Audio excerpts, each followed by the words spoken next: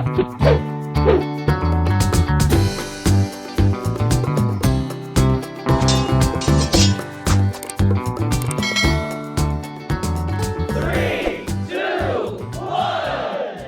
menit sebelum Upin menghilang.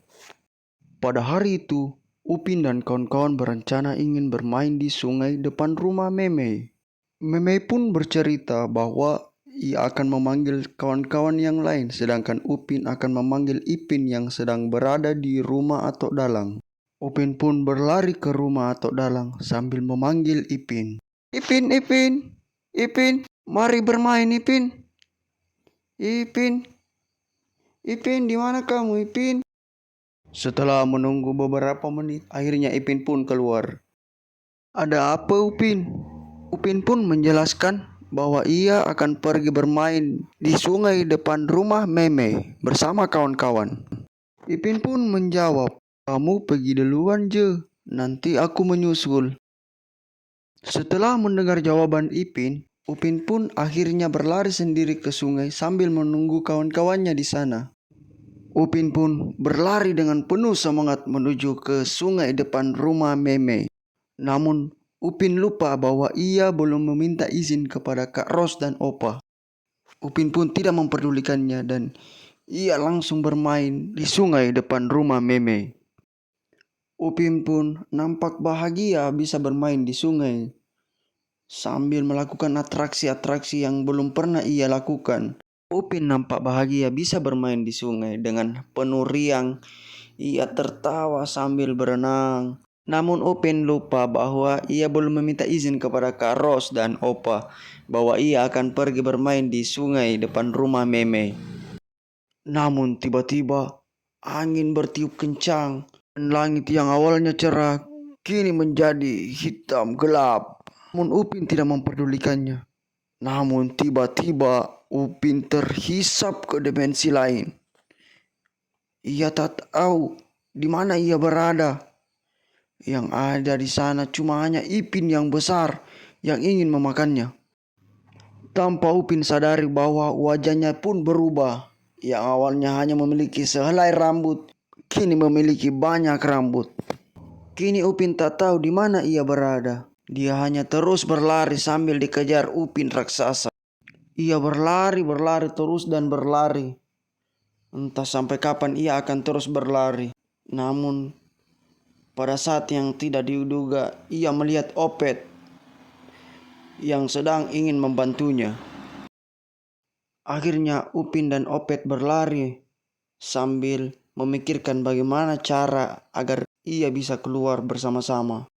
Upin pun berpikir bagaimana caranya agar ia dapat keluar dari dimensi ini. Hingga malam hari, Upin terus dikejar oleh Ipin raksasa.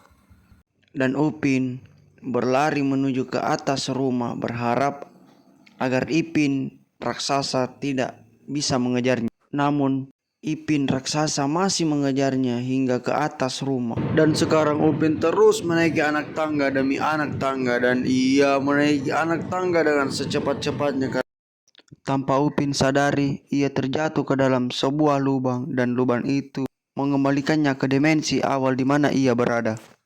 Upin pun sangat bahagia setelah ia keluar dari tempat aneh itu. Namun ia tak tahu di mana ia berada sekarang. Sambil memandangi kiri dan kanan di mana ia berada, Upin pun ingat bahwa kolam yang ia munculi ternyata kolam sekolahnya.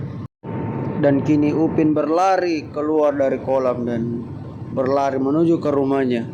Dan Upin pun sangat bahagia karena ia telah lepas dari dimensi di mana ia awalnya berada. Dan kini Upin berlari menuju ke rumahnya karena ia sangat khawatir kepada Kak Ros dan Opa dan kawan-kawannya yang sedang mencarinya. Akhirnya Upin sudah sampai di halaman rumahnya dan Upin melihat Kak Ros yang menunggunya pulang. Ia pun menghampiri Kak Ros.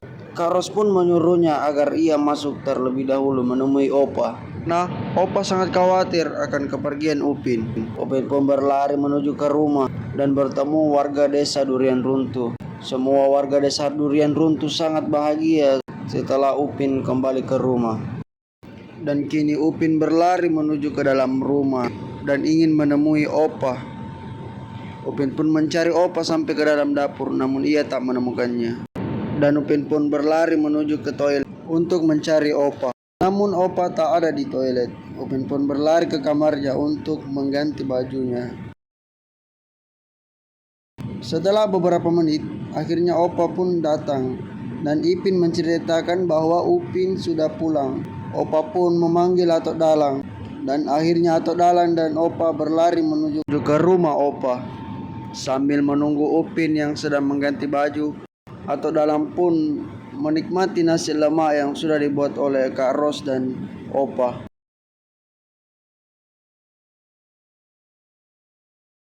Setelah Upin selesai mengganti bajunya, ia pun langsung menuju ke meja makan dan menceritakan bahwa ia telah berpindah dimensi. Entah di mana dimensi ia berada. Namun yang Upin ingat hanya dikejar oleh Ipin raksasa yang ingin memakannya. Namun Opa sangat bersyukur setelah Upin telah pulang ke rumahnya.